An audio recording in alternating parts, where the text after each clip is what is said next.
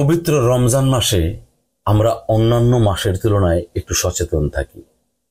আমরা রমজানে সঠিকভাবে সিয়াম পালন করে থাকি, আর এই সময়ে অনেকে অনেক ভুল করে থাকে। যেমন ভুল করে কিছু খেয়ে ফেললে তখন কি হয়, এ ব্যাপারে চলুন জেনে নেওয়া যাক।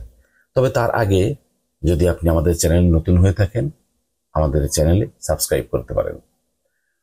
রোজা রাখা অবস্থায় রোজা রাখার কথা ভুলে গিয়ে কেউ যদি কিছু খেয়ে ফেলে তাহলে তার রোজা ভাঙে না। রোজার ক্ষেত্রে যেমন নফল রোজার ক্ষেত্রেও এই বিধান ফরজ রোজার ক্ষেত্রেও একই প্রযোজ্য। কেউ কেউ মনে করে নফল রোজা রাখার পর ভুল করে কিছু খেয়ে ফেললে রোজা ভেঙে যায়, এ ধারণা সঠিক নয়।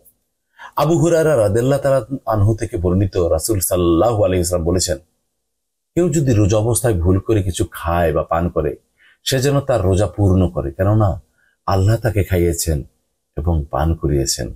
এটা সহিহ বুখারী এবং সহিহ মুসলিম শরীফের হাদিস। রোজা অবস্থায় কিছু খাওয়া বা পান করার সময় যখনই রোজার কথা মনে পড়বে সাথে সাথে খাওয়া বন্ধ করে দিতে হবে। মুখে খাবার থাকলে রোজার কথা মনে পড়ার সাথে সাথে তা মুখ থেকে ফেলে দিতে হবে।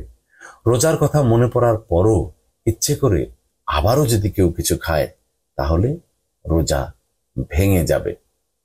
তবে একটা কথা থেকে যায়, আমরা এত কিছু মনে রাখি, এত কিছু নোট করে রাখি, আমাদের নিত্য নৈমিত্তিক আমাদের রুটিন মাফিক জীবনে কত কিছুই আমরা করি।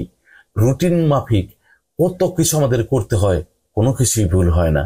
আমাদের কবে কোন বাজার লাগবে, আমাদের কবে কোথায় কখন ট্রেন ছাড়ে, অফিসে কয়টার সময় আমাদের পৌঁছাতে হয়, এত কিছু যদি আমরা মনে রাখতে পারি তাহলে রমজানের রোজার সময় আমি যে রোজাদার তা কেন আমাদের মনে থাকে না? এই মনে থাকাটাই হচ্ছে আপনার ইমানের শক্তিশালী অবস্থান। আল্লাহ তাআলা আমাদেরকে রমজান মাসে ইমানের শক্তি বাড়িয়ে দিন। আমিন।